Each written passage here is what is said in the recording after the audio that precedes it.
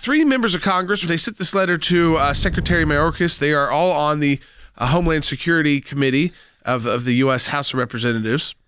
They said, "Dear Secretary Mayorkas," this letter went out yesterday. "It's our understanding the Department of Homeland Security has implemented a new policy," get this, "requiring members of Congress to obtain signed privacy release waivers from criminal non-U.S. citizens, including those illegally in the United States, and submit that waiver to the Department of Homeland Security before DHS will provide the committee with general information about the threats posed by such individuals." They were asking about the attempted attack on George W. Bush, former President George W. Bush, and another potential terrorist attack, again, on one of our U.S. institutions. I just want you to understand this legally. There's privacy issues, of course, if you're a U.S. citizen and the government's handing out information.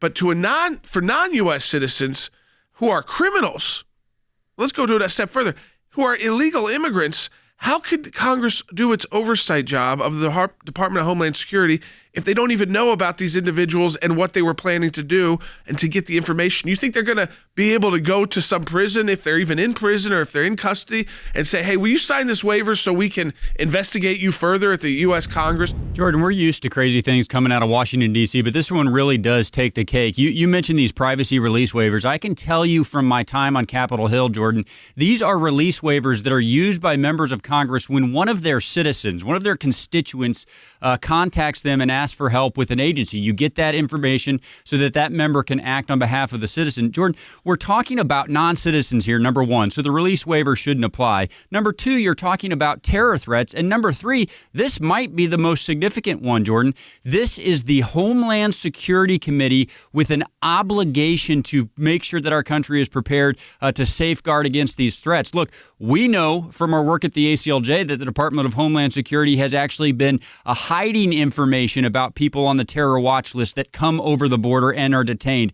Jordan, if the executive branch is going to hide information about terror threats that are inside our country, and then they're going to turn to the members of Congress who have a duty on the legislative branch side to safeguard against these terrorists and block them from receiving that information, Jordan, who in our government is going to stop these threats from existing? I'm not sure who's left. This is something that always happens within democratic regimes, is they do stuff like this. They always are giving more rights and more personality and all these things to specifically people who are here to do harm to our country. And they forget about what's going on at the border. You figure out what's happening all over the country and inflation and all this stuff, and we focus on things like this. Not only is it offensive, it is just so off the mark of where the people are. Ben Sissy just pointed out that in our lawsuit, a FOIA lawsuit involving Congressman Swalwell and Fang Fang, the agency has redacted and withheld info about Fang Fang to protect her privacy. She's a non-U.S. citizen Chinese spy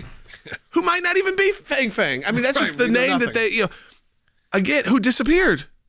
After, this is the absurdity here. So we at the ACLJ are able to expose it. We've got our own legal documents. They're telling members of Congress this. And I think from the American people, this is where it gets nervous.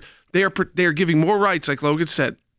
They provide more rights to the bad actors than just average citizens. You don't have to be a good citizen. Just average citizen doesn't get these same kind of protections, because they'll throw your tweets up, as, "Oh, you're radical. They'll ban you from this. They'll ban you from that. You'd be under surveillance from Department of Homeland Security and DOJ and FBI because you went to a school board meeting."